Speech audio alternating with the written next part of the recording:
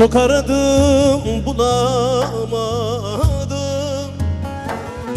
kollarıma saramadım. Aradan seneler geçti yar yar, bir türlü unutamadım. Aradan seneler geçti, bir türlü unutamadım.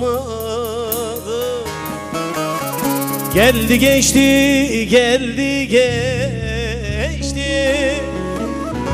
ömür böyle geldi geçti.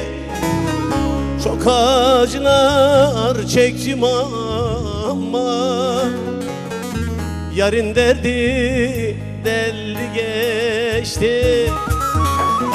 Çok acılar çektim ama senin derdin deldi geçti.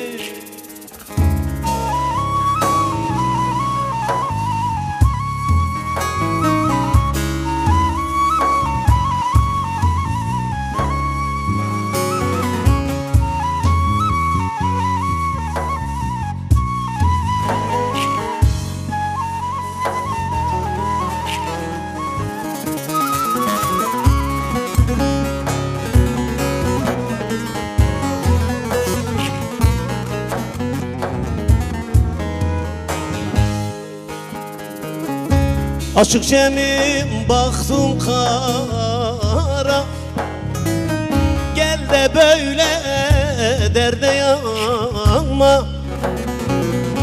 Her nereye gidersen git yar yar, seni unuturum sanma. Her nereye gidersen git canım, seni unuturum sanma. Geldi geçti, geldi geçti,